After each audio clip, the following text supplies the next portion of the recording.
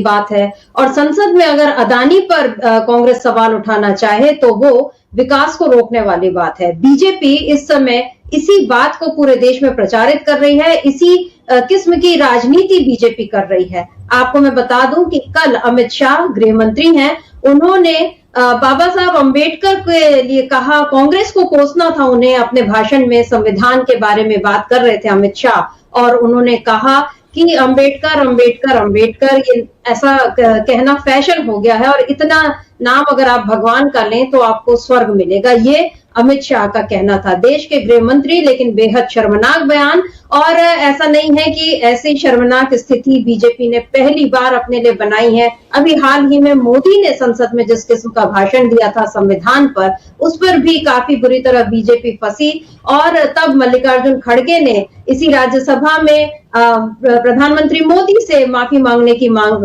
की थी, और अब अमित शाह से माफी की मांग तो हो ही रही है, साथ ही साथ उनसे इस्तीफा देने की मांग भी अब पूरा विपक्ष कर रहा है। तो ऐसा लग रहा है कि और मोदी और शाह जो दोनों मिलकर उन्होंने ये सोचा था कि हम कांग्रेस मुक्त भारत बनाएंगे, हम कांग्रेस को कोसते रहेंगे और विपक्ष को इस तरह कमजोर करते रहेंगे, लेकिन ऐसा करने के चक्कर में अब इन दोनों ने बीजेपी को ही फंसा दिया है। अपनी राजनीति को तो वो मटियामेट कर ही रहे हैं, बीजेपी को वो पूरा जो उसका एक एजेंडा था कि 50 बरस तक उसको राज करना है, और किस किस्म का राज करना चाहती है बीजेपी, कैसे वो संविधान को मिटाकर मनुस्मृति को लाना चाहती है। अंबेडकर का नाम लेना अगर उसके निगाह में फैशन है तो समझ लीजिए कि बीजेपी के मन में या बीजेपी नेताओं के मन में अंबेडकर को लेकर किस तरह की भावनाएं हैं। अभी कहने को तो बीजेपी ये कह रही है कि कांग्रेस ने अंबेडकर का अपमान किया, लेकिन हकीकत यही दिख रही है कि खुद बीजेपी के मन में अंबेडकर के लिए घृणा, नफरत और अपमान के अलावा और कुछ नहीं है। और जब उसकी ये घृणा, नफरत, अंबेडकर के लिए अपमान सब कुछ जाहिर हो गया है, सदन में जाहिर कर दिया है, खुद गृह मंत्री अमित शाह ने जाहिर किया है, तो इसके बाद विपक्ष अब उनका पूरी तरह से घेराव कर रहा है। आप ये जो तस्वीरें देख रहे हैं आज संसद में, आज अंबेडकर जी को जो अपमान हुआ है उसको लेकर आज कांग्रेस ने और पूरे इंडिया ब्लॉक ने बीजेपी से उसका विरोध किया और अमित शाह से इस्तीफे की मांग की। इस बारे में मल्लिकार्जुन खड़गे जो कांग्रेस अध्यक्ष हैं, उन्होंने भी ये साफ साफ कहा कि ये सीधे सीधे अपमान है और हम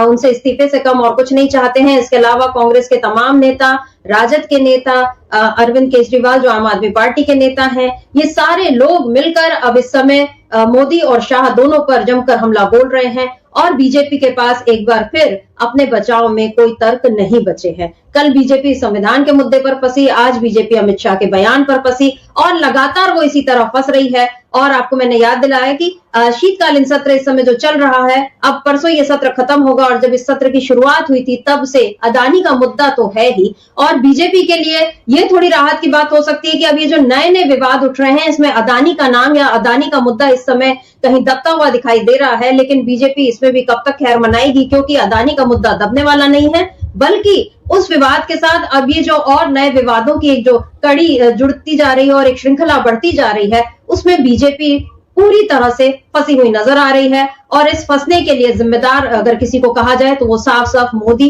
और शाह, यानी जो मोदी शाह जिनकी जोड़ी को ये माना जा रहा था कि अटल अडवाणी की तरह इन्होंने भी बीजेपी को बहुत आगे पहुंचा दिया, और उन्होंने तो केवल 6 बरस राज किया, लेकिन यहाँ पर तो ये 50 बरस राज का सपना उन्होंने संघ को दिखा दिया था। लेकिन संघ को 100वें बरस में अब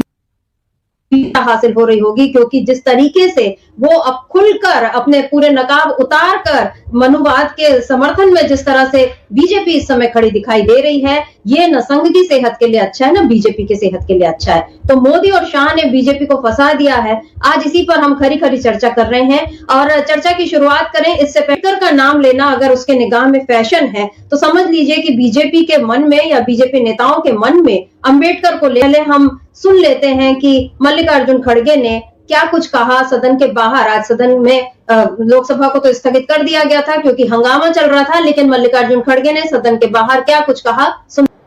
मल्लिकार्जुन खड़गे की बिल्कुल दो टूक चेतावनी की अंबेडकर का अपमान नहीं सहेगा देश, और अगर अमित शाह माफी नहीं मांगते हैं तो फिर पूरे हिंदुस्तान में आग लगेगी। ये सीधे सीधे चेतावनी खड़गे जी ने दे दी है अमित शाह को। हालांकि बीजेपी अब फिर से अपने कुतर्कों पर उतर आई है। किरण रिजिजू जो है वो अमित शाह का बचाव करते हुए कह रहे हैं कि कांग्रेस उनके भाषण को तोड़ मरोड़ कर प्रस्तुत कर रही है। हालांकि ऐसा कुछ नहीं है, उन्होंने पूरा भाषण दिया था और उसमें उन्होंने कांग्रेस को लेकर, अंबेडकर को लेकर बहुत सारी बातें कही थी, लेकिन जो बात उन्होंने कही कि अंबेडकर अंबेडकर अंबेडकर ऐसा कहना फैशन हो गया है, अगर इतने बार आप भगवान का नाम लेते हैं, नेहरू का झगड़ा बताने में इनको काफी मजा आता रहा है। हालांकि इतिहास का ज्ञान बेहद कम है, क्योंकि अगर इतिहास को आप टुकड़ों टुकड़ों में देखेंगे, पढ़ेंगे और उसी तरह से प्रस्तुत करेंगे तो सब कुछ गलत नजर आएगा। उसको समग्रता में पढ़ने की जरूरत है, जो बीजेपी करती ही नहीं है या करना नहीं चाहती, ताकि वो देश के सामने झूठ परोस सके। और इसी एक झूठ को परोसने के चक्कर में इस बार मोदी शाह ने बीजेपी को फंसा दिया है। और किस तरह अब बीजेपी इस नए विपक्ष के इस नए हमले से उसका किस तरह से सामना कर पाएगी, या इसमें अब उसका जो पराभव है या उसकी जो हार है वो नजर आने लगी है, इसी पर हम खरी खरी चर्चा करेंगे। हमारे साथ नेहरू का झगड़ा बताने में इनको का जुड़े हुए अमलेंदु उपाध्याय जी। अमलेंदु जी नमस्कार, स्वागत है आपका इस कार्यक्रम में। अमलेंदु जी, अभी आपने खड़गे जी को सुना और वो कह रहे हैं कि देश में आग लग जाएगी, और ये हमने देखा है कि जब भी आप अंबेडकर का अपमान करने की कोशिश करते हैं, और ये पहली बार नहीं है कि चाहे आपने अंबेडकर का अपमान नहीं किया या आपने किसी दलित को आपने अपमानित नहीं किया, किसी पीड़ित यानी चाहे वो आदिवासी है, महिला है, जो भी एक कमजोर वर्ग का होता है व्यक्ति, उसका अपमान बीजेपी करती है, क्योंकि उसकी मानसिकता सवर्ण और एक उच्च जाति के तबके वाली जो है, दबंगई वाली मानसिकता है। और उसी में कल शायद अमित शाह गलती कर गए, मतलब उन्हें कांग्रेस को कोसना था, वो किसी और तरीके से भी बोल सकते थे, लेकिन जो कहते हैं कि दिल की बात जुबान पर आ गई, क्योंकि ठीक है अंबेडकर अंबेडकर अंबेडकर कहना आपकी निगाह में फैशन हो सकता है, लेकिन उसके साथ जो अगली लाइन उन्होंने जोड़ी, कितने बार आप भगवान का नाम लेते तो स्वर्ग मिल जाता। यहाँ पर क्या फिर से एक जो हिंदू सुप्रीमेसी को दिखाने की कोशिश अमित शाह ने नहीं की, और क्या ये नहीं बताया कि दलितों के लिए तो अंबेडकर ही भगवान है। बौद्ध लोग जो बौद्ध धर्म के अनुयायी, जब उनके यहाँ कोई शुभ अवसर होता है तो वहां भगवान की फोटो नहीं लगाते, वो अंबेडकर जी की तस्वीर के साथ सारे अपने रीति रिवाज जो है वो पूरे करते हैं, उनके लिए वो भगवान है। अब आप अमित शाह ने यहाँ पर क्या देश के दलितों को सीधे सीधे बीजेपी के खिलाफ खड़े होने का एक मौका दे दिया है? बिल्कुल समित्रा जी, अमित शाह ने जो भी कुछ कहा है वो भारतीय जनता पार्टी का ऑफिशियल स्टेटमेंट है, और नरेंद्र मोदी अब अमित शाह के समर्थन में उतरे हैं। जो नरेंद्र मोदी ने ट्वीट किया है वो एक तरीके से अमित शाह का समर्थन है। हालांकि उन्होंने कांग्रेस पे तमाम आरोप लगाए कि वो डॉक्टर अंबेडकर का अपमान किया, ये किया वो किया, जो उनके अपना रटा रटाया एक उनके पास है वही उन्होंने किया है। लेकिन जिस तरीके से अमित शाह ने सदन के अंदर जो बोला, और उसको हम लोग सुनवा भी सकते हैं कि उन्होंने क्या बोला था, सुनवाएंगे भी उसको कि क्या बोला, लेकिन वो जो बोला अमित शाह ने समित्रा जी, वो साफ तौर पर यह दिखाता है कि भारतीय जनता पार्टी का डॉक्टर अंबेडकर के प्रति और इस देश के दलितों, पिछड़ों, वंचितों और अल्पसंख्यकों के प्रति जो असली मानसिकता है उसका प्रदर्शन अमित शाह ने किया है। अमित शाह की वो 20 सेकंड की बाइट जो है इतनी ज़्यादा वायरल है कि वो पूरे देश में अब जो कह रहे हैं खड़गे साहब कि ये आग लग जाएगी, तो बिल्कुल निश्चित तौर पर आग लग जाएगी, और भारतीय जनता पार्टी समझ भी चुकी है इसको। तो आज उनकी एक बैठक भी बुलाई गई है, बड़े नेता उनके उस बैठक में शामिल हैं, वो शायद चल रही है अभी बैठक, कि वो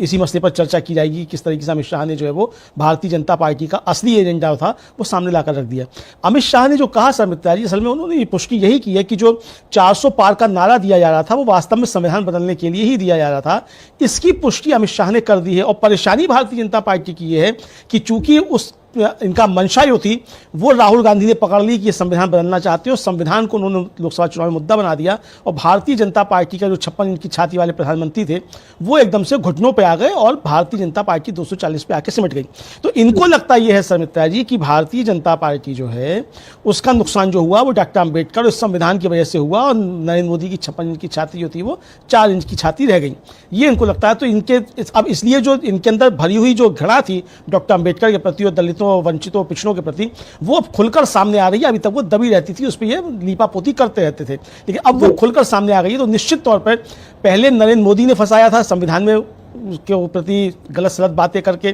और अब जो है वो अमित शाह ने भारतीय जनता पार्टी को जबरदस्त तरीके से फंसा दिया है। भारतीय जनता पार्टी को अब मोदी और शाह से छुटकारा पाने के लिए कोई ना कोई जुगत लगानी पड़ेगी। हालांकि लगता यह है कि भारतीय जनता पार्टी मोदी शाह से छुटकारा पाना चाहती है, क्योंकि कल वन नेशन वन इलेक्शन पर जिस तरीके से भारतीय जनता पार्टी के 20 सांसद गायब रहे, और उनमें 3 तो मंत्री बताए जाते हैं जिनमें नितिन गडकरी, ज्योतिरादित्य सिंधिया और गिरिराज सिंह शामिल हैं। तो इसका मतलब कि नरेंद्र मोदी से भारतीय जनता पार्टी अब छुटकारा पाना चाहती है, और भारतीय जनता जनता पार्टी के अंदर भी कुछ ना कुछ चल रहा है। लेकिन फिलहाल अमित शाह ने जो कहा है वो भारतीय जनता पार्टी का ऑफिशियल स्टैंड है। अभी तक ना अमित शाह ने माफी मांगी है, ना जेपी नड्डा ने माफी मांगी है, ना माफी नरेंद्र मोदी ने मांगी है, और ना जगदीप धनखड़ साहब ने उनके इस अंश को कार्रवाई से निकाला है, संसद की कार्रवाई से, राज्यसभा की कार्रवाई से। तो इसलिए ये उनका ऑफिशियल स्टेटमेंट ही माना जाएगा। लेकिन मोदी और शाह ने अब देखा जाए तो बीजेपी को बुरी तरीके से फंसा दिया है। जी, माफी मांगना तो दूर की बात, अब नरेंद्र मोदी कांग्रेस के 4 पाप ऐसा वो गिना रहे हैं और बता रहे हैं कि किस तरह कांग्रेस ने अंबेडकर जी का अपमान किया। लेकिन कांग्रेस ने कभी ये नहीं कहा, उस समय जो भी कारण रहे होंगे कि आपसी वो सभी के सभी वो बुद्धिजीवी लोग थे और उनके अनेक मुद्दों पर असहमति हो सकती है, और ऐसा कतई जरूरी नहीं है कि जो कांग्रेस का जिनका साथ दे या जो लोग कांग्रेस का साथ दे उनको कांग्रेस में ही शामिल होना चाहिए। अलग अलग दलों में रहकर भी लोग देश के लिए मिलकर काम कर सकते हैं, और इस समय इंडिया ब्लॉक जो बना है वो इसकी सबसे बड़ी मिसाल है। यहाँ पर अगर आप ये देखें कि वैचारिक मतभेद चाहे शिवसेना और कांग्रेस का कितना है, या एनसीपी और राजद और सभी के इनके जो इस तरह से कांग्रेस के सांसद है उन्होंने किस तरह से बीजेपी की पोल खोली। इस देश के दलितों, पिछड़ों, वंचितों और अल्पसंख्यकों के प्रति जो असली मानसिकता है उसका प्रदर्शन अमित शाह ने किया है। अमित शाह की वो 20 सेकंड की बाइट जो इतनी ज्यादा वायरल है कि वो पूरे देश में अब जो कह रहे हैं ना सुनिए तो ये अमित शाह, और वो बोल भी रहे हैं। और जब राज्यसभा में ये बात, यानी इसके लिए भारत के लिए इससे शर्मनाक बात और कुछ नहीं हो सकती कि मोदी के शासनकाल में अंबेडकर के नाम पर एक अपमानजनक टिप्पणी और वो संसद की कार्रवाई में आधिकारिक तौर पर दर्ज हो गई है। ये कारनामा मोदी ने कर दिखाया है। अब इसके बाद वो बोले कि हम संविधान को बहुत पूजते हैं और हम अंबेडकर की पूजा करते हैं, ये भी याद रखना चाहिए लोगों को कि इन्हीं अंबेडकर की और गांधी की मूर्ति को संसद में सामने से हटाकर पीछे इन लोगों ने डाल दिया ताकि वहां किसी की नजर न जाए, कोई उनको याद न करे। लेकिन अंबेडकर हैं, गांधी हैं, नेहरू हैं, पटेल हैं, इन लोगों को याद कराने के लिए बीजेपी के किसी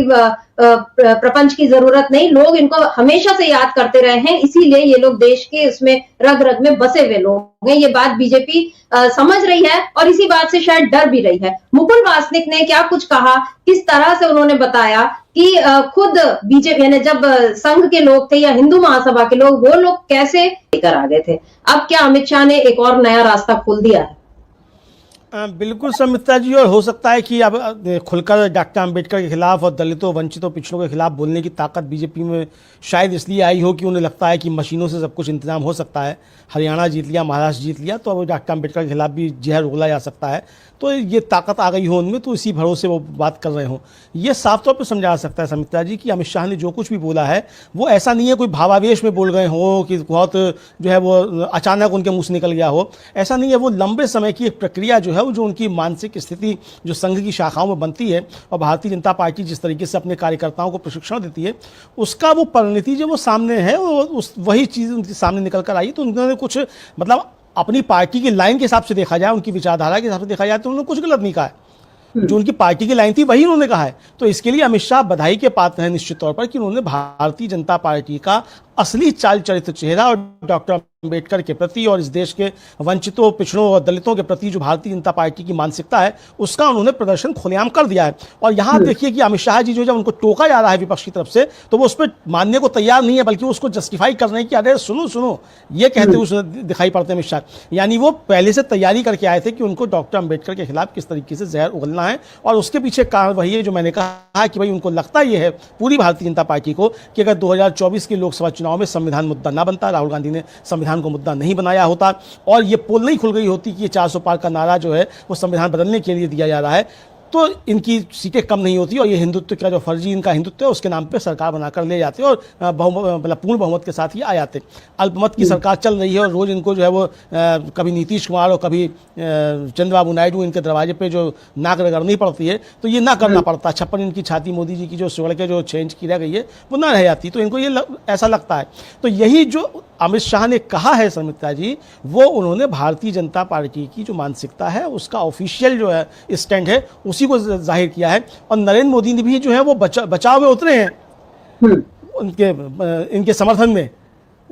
अमित शाह के। कहीं उन्होंने ये नहीं कहा कि अमित शाह माफी मांगेंगे, ना जेपी नड्डा ने अभी तक कहा कि माफी मांगेंगे। तो ये इसका मतलब कि इस पे टिके रहेंगे और अच्छा है, जैसा हमारे खड़गे जी ने कहा है, अगर ये आज माफी नहीं मांगते हैं और इस पे कार्रवाई नहीं होती, इस्तीफा इनका नहीं होता है, तो निश्चित तौर पे देश के अंदर जो है एक संग्राम हमको एक नए तरीके का देखने को मिल सकता है और इसके जिम्मेदार सीधे सीधे अमित शाह और भारतीय जनता पार्टी ही होंगे समिता जी। जी बिल्कुल, गृह मंत्री अमित शाह और देश की कानून व्यवस्था बनाए रखने की जिम्मेदारी, एक गंभीर जिम्मेदारी उन पर है, लेकिन यहाँ वो अपने पद को बहुत हल्का बनाते हुए नजर आ रहे हैं। और ठीक है, बीजेपी उनको अपना चाणक्य बोलकर खुश हो सकती है कि वो जहां जाते हैं वहां चुनाव जितवाने में उनकी मदद हो जाती है, लेकिन इस समय वो बीजेपी को फंसाते हुए दिख रहे हैं, क्योंकि अभी आने वाले चुनाव हैं बिहार में और दिल्ली में, और इन दो जगहों पर, और खासकर बिहार में तो दलितों का एक वोट बैंक जो है अच्छा खासा है। और चाहे चिराग पासवान हो, चाहे जीतन मांझी हो, जिनके दो का जिक्र किया, इसके अलावा खुद अब नीतीश कुमार किस तरीके से वोट मांगेंगे, क्योंकि यहाँ पर अब राजद जो है उनका विरोध करता हुआ दिखाई दे रहा है। तेजस्वी यादव का एक ट्वीट आया है, उस ट्वीट को देख लेते हैं, जिसमें तेजस्वी यादव ने साफ साफ बताया है कि आपने किस तरह अंबेडकर का अपमान किया है। क्या लिखते हैं तेजस्वी यादव, इसको देख लेते हैं। मेरा ख्याल है ट्वीट आने में टाइम है, तब तक हम अगर जिग्नेश मेवाणी की बाइट सुना सके, क्योंकि अमलेंदु जी गुजरात के नेता, कांग्रेस के नेता हैं, लेकिन दलितों के लिए बड़ा चेहरा। और जिग्नेश मेवाणी ने जब वो ऊना में, गुजरात के ऊना में जिस तरह से वो उन लोगों को, दलितों की पिटाई हुई थी, उसके बाद उन्होंने जो आंदोलन खड़ा किया था, उस समय बीजेपी सरकार को खासी मुश्किलों का शिकार आ गए थे। अब क्या अमित शाह ने एक और नया रास्ता खोल दिया है,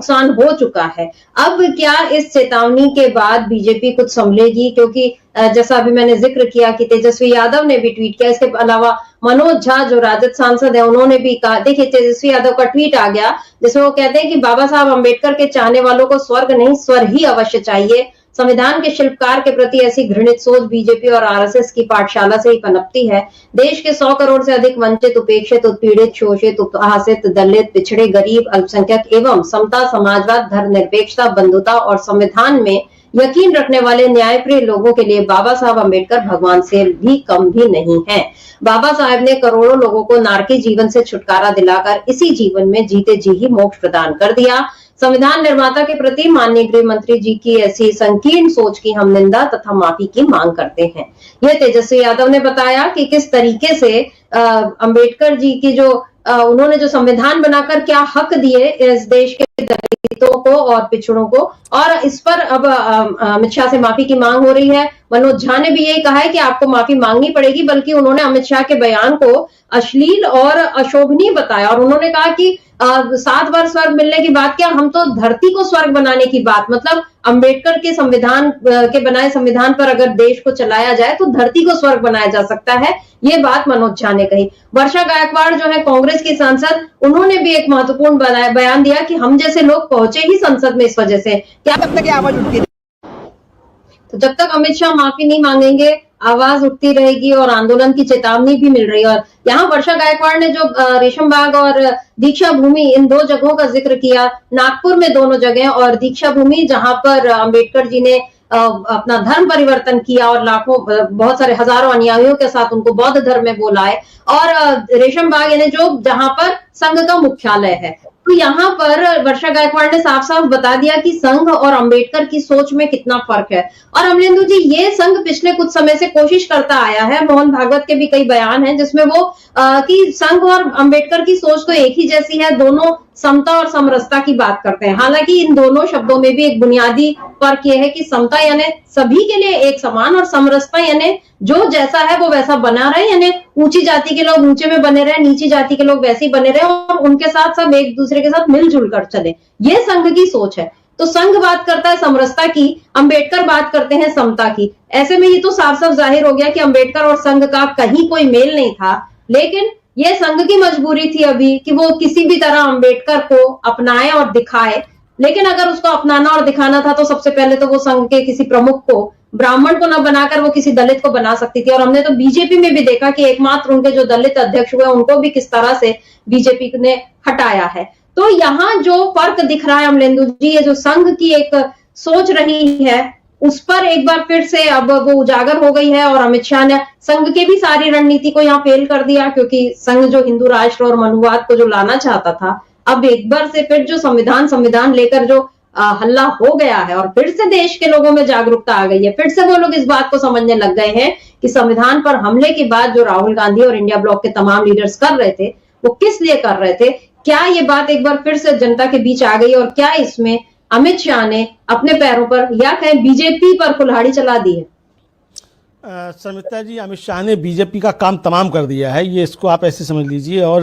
क्रोध में आकर जो है, अब लगता नहीं कि क्रोध में थे वो, चूंकि अगर पहले से तय करके नहीं आए थे ये बोलना है, तो अगर क्रोध में बात निकल जाती और अचानक निकल जाती तो फिर उस पर जोर नहीं देते। बाद में वो बाद में जोर भी दे रहे हैं। और जगदीप धनखड़ साहब जो है वो कुछ बोल भी नहीं रहे हैं, खामोशी से बैठे हुए सुन रहे हैं, आज्ञाकारी बालक के तरीके से। हालांकि कल धनखड़ साहब भी जो है काफ़ी झुक गए हैं और मल्लिकार्जुन खड़गे और जयराम रमेश से मुलाकात की है धनखड़ साहब ने, और इसीलिए परसों जो था उनका रवैया जो था वो राज्यसभा में वो देखने लायक था कि किस तरीके से अच्छे बच्चों की तरह बैठे हुए थे जगदीप धनखड़ साहब, शांति से मल्लिकार्जुन खड़गे को सुन रहे थे। लेकिन इस मसले पर भी अगर धनखड़ साहब की तरफ से कुछ नहीं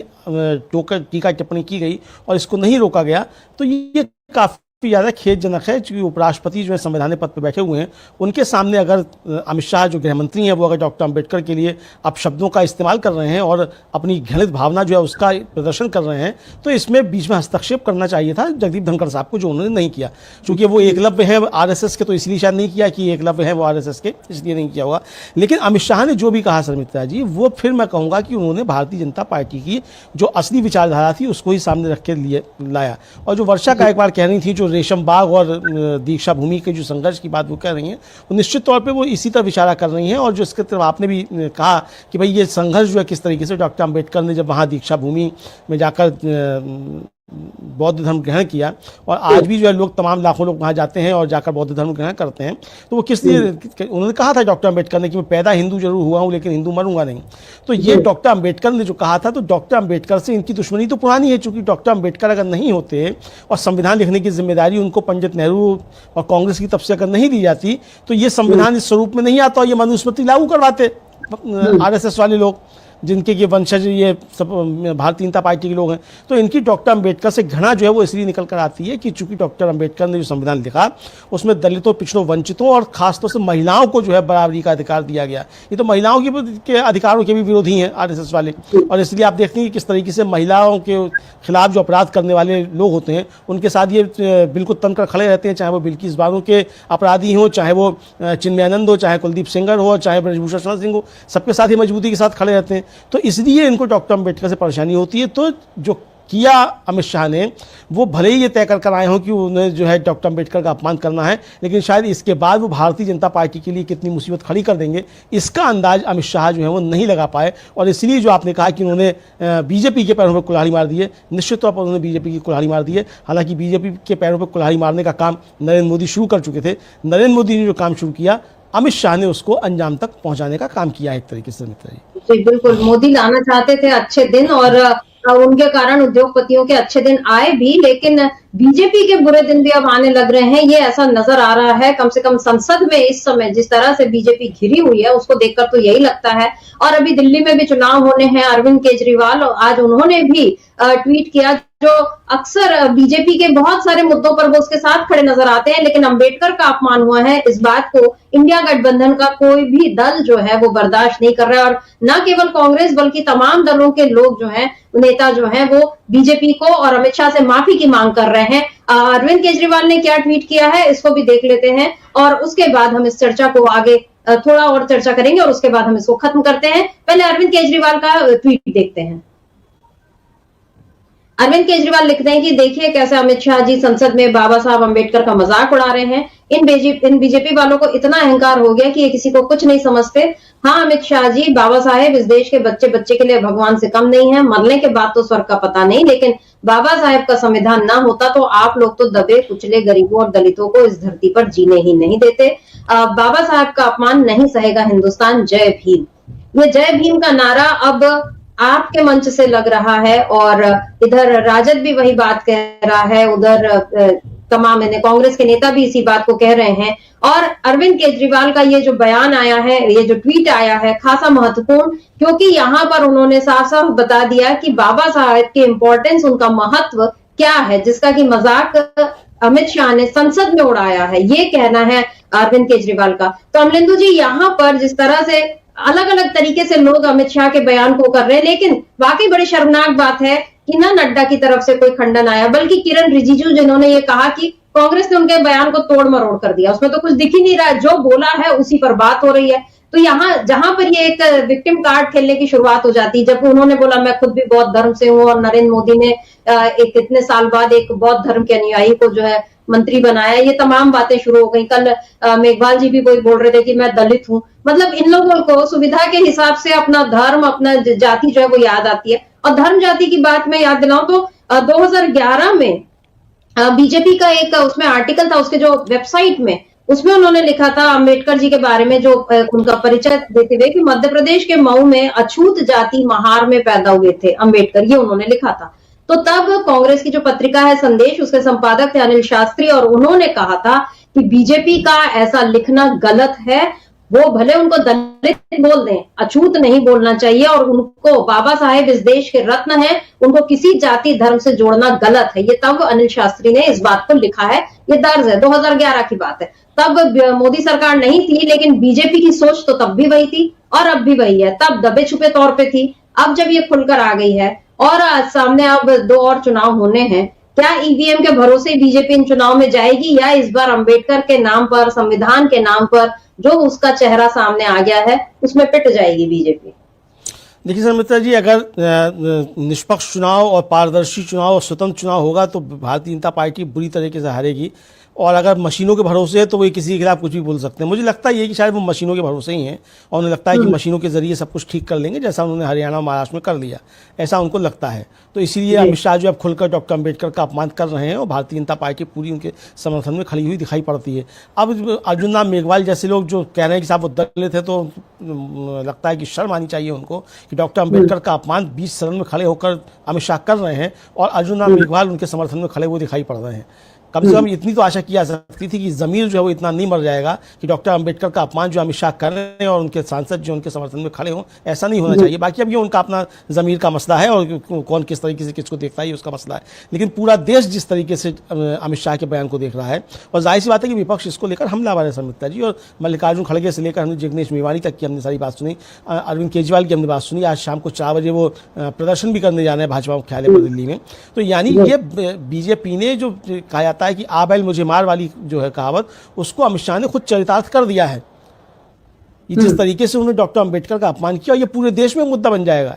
और इसलिए भारतीय जनता पार्टी को बैठक बुलानी पड़ी है। अमित शाह भी उस बैठक में उपस्थित है, शायद ऐसा खबरें आ रही हैं। अभी हम लोग चूंकि लाइव है तो नहीं देख पा रहे हैं कि क्या चल रहा है, तो इसको बाद में अपने दर्शकों को हम बताएंगे दूसरे जो लाइव कार्यक्रम होंगे उनमें कि उस बैठक में क्या हुआ क्या नहीं हुआ, क्यों बैठक बुलाई गई। लेकिन जिस तरीके से अमित शाह ने किया समिता जी, ये निश्चित तौर पर भारतीय जनता पार्टी को उल्टा पड़ने वाला है। चुनाव में इसकी धमक सुनाई पड़ेगी, और सबसे बड़ी बात कि चुनाव में जो होगा वो होगा, पूरे देश भर में एक आंदोलन जो है वो खड़ा होगा। आज भी कांग्रेस ने जो है पूरे देश भर में राजभवनों पर जो है मुख्यालयों पर प्रदर्शन किए हैं डॉक्टर अंबेडकर पर जो अमित शाह की टिप्पणी है उसके खिलाफ। तो ये अब पूरे देश में एक बड़ा आंदोलन जो है निश्चित तौर पर अमित शाह के खिलाफ और बीजेपी के खिलाफ खड़ा होने वाला है, ये देखा जा सकता है।